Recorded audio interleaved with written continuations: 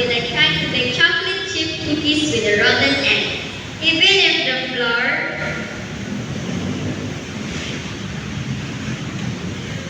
sugar,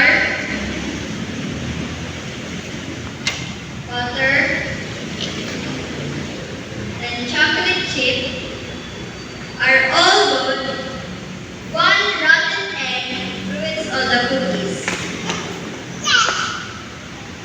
In God's eyes, one sin is enough to ruin all the good we do, just like how this rotten egg made its batter unfit to bake. Being a little bit good or just a little bit rotten doesn't meet God's